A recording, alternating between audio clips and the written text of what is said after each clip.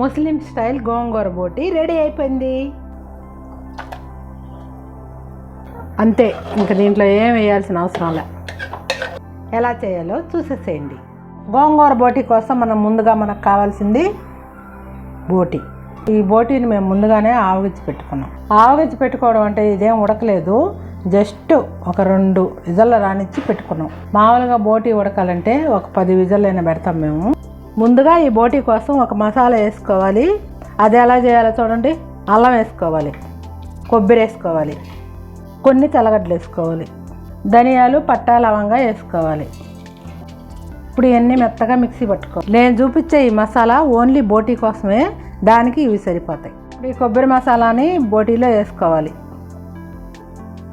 ఉప్పు, పసుపు ఆల్రెడీ సరిపడా వేసేసి ఉంది కాబట్టి మేము వేసుకోవట్లేదు.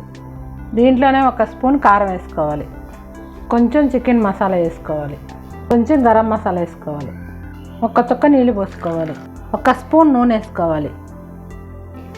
అంతే, ఇవన్నీ బాగా కలిపేసుకొని ఉడకబెట్టేసి. ఇప్పుడు గోంగూర బోటీ కోసం మేము కట్ట గోంగూర తీసుకున్నాం. దీన్ని నూనె ఏం వేసుకోకుండా ఒక గిన్నెలో పెట్టుకోవాలి.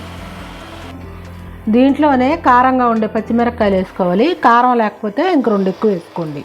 2 టమాటాలు వేసుకోండి, సగం ఎర్రగడ్డ వేసుకోండి, 1/2 స్పూన్ అల్లం వెల్లుల్లి పేస్ట్ వేసుకోండి, కొంచెం పసుపు వేసుకోండి, ఒకే 1 చుక్క నీళ్ళు పోసుకోండి.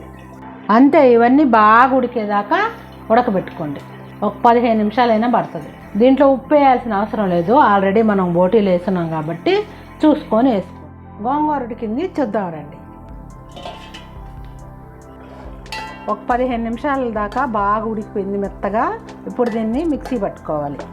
ఇప్పుడు మనం మిక్సీ పట్టుకున్న ఈ గోంగూరని దాంట్లో వేసేసుకోండి.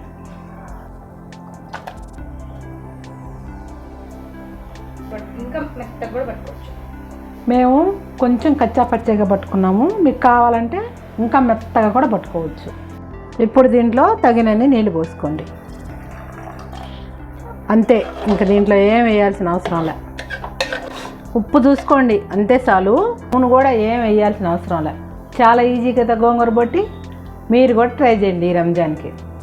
ముస్లిం స్టైల్ గోంగూర బోటి రెడీ అయిపోయింది.